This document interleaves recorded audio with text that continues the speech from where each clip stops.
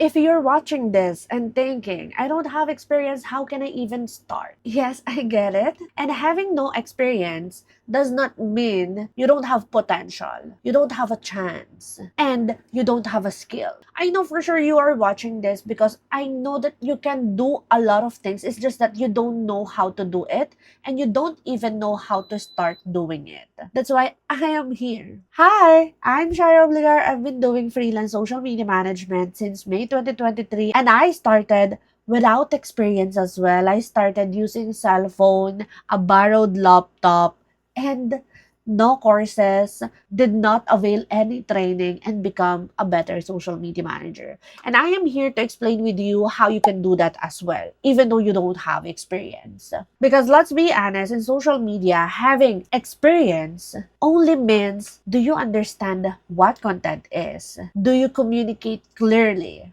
Or do you know some basic editing? And I think that alone is enough for you to start and become a social media manager. I didn't say that you need to be expert right off the bat. I started without experience with basic editing. I use Canva templates to edit videos. I am not aware about CapCut before until my first client introduced that to me while I am editing. And honestly, I started with cell phone as well. I started watching YouTube videos here using my cell phone and I started learning what social media management using cell phone. You only need Wi-Fi, cell phone, dedication, and consistency. And para hindi ka na mahirapan, I have created a playlist for you. Watch this playlist and other playlists that I have here on YouTube because I already organized that for you kung ano yung sunod-sunod mong papanoorin. Para hindi ka na mahirapan, ano yung mga bagay na kailangan mong panoorin because I already created everything for you. You just need to take action. And honestly, here in social media management, experience is built by doing, not before you start. Reason why I am always saying to those people na if you don't have experience, you need to create your own experience. Gumawa ka ng sariling mong account. Magpa-grow ka. If you are not comfortable showing to people or showing to social media, if you have dogs, create account for your dogs. If you love traveling, create account you traveling. Then, you need to grow it and create a case study and show it to your potential client. That this is what I did in growing this account from scratch from 0 to 500 followers, 1,000 followers. Because, again, experience is built by doing and not before you start. Because if you really want to become a social media manager, you need to use social media. And I know we've been using social media in a wrong way. That's why social media manager, you need to learn what social media manager is doing, ano yung mga task niya, ano yung process niya. And I think that's what's really missing on your end. Like you don't know what are the tasks of social media manager. You don't know ano yung process ng social media manager. You don't know what are the things that you need to do before you onboard your client. And guess what? Again, I have a playlist for you all. You just need to watch it. In this video, I just want you to realize that you have all of the resources. Reason why I don't want you to always ask people how. How po? Paano po yan? Paano po mag-start? I want you to take action right away because all of the information, all of the resources are there in front of you. I also want you to remember all of these things because this is what really actually matters in getting client without experience. First, you need to have skills. And when I say skills, hindi siya agad-agad expert ka na agad ha. Kahit basic editing, that's okay. Kahit learning what social media algorithm is, that's okay. If you are starting social media manager and if you are planning to handle a social media account for your international client, I want you to learn things about social media platform that you want to handle. So for example, there's a lot of social media platforms available right now. We have Facebook, Twitter, YouTube, LinkedIn, TikTok, Instagram. Those platforms, I want you to choose one platform alone for you to figure out the algorithm of that platform. So for example, me, when I started without experience, I only choose Instagram. And up until now, 3 years that I've been doing this, almost 3 years,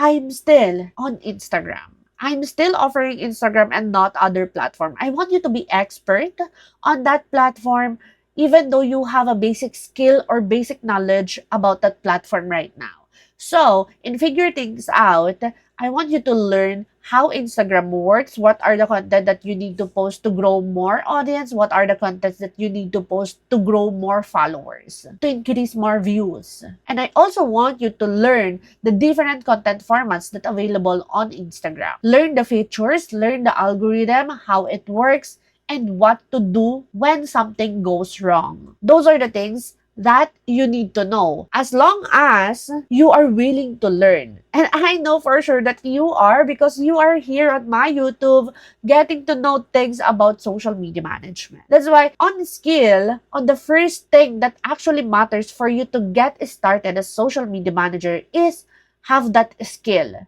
Basic editing, again, is okay. Learn the platform that you want to offer and dig deeper on that algorithm. And the next is the mindset. This is very important. I know beginner tayo, wala tayong experience. And yes, I have been hearing a lot of people telling, Shara, ang dami ko nang ina-applyan, like 100 plus na sila, pero hindi pa din ako nakakakuha ng client. And the mindset for that, it's normal. Kasi sino ba naman mag-hire sa'yo wala kang experience? So, dapat alam mo na yon. Kaya nga, mindset ba? Mindset. So, dapat aware ka doon. Reason why, if you started without experience, you know the consequences.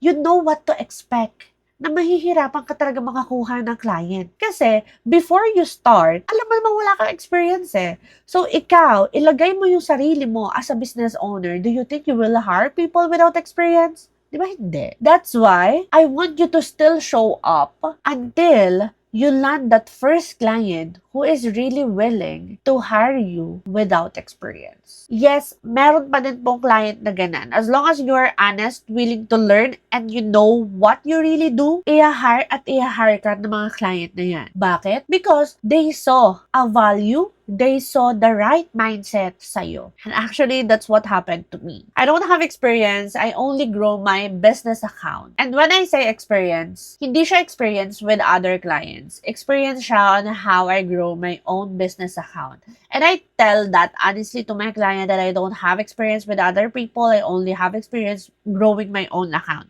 Kaya nga sinasabi ko sa inyo, di ba?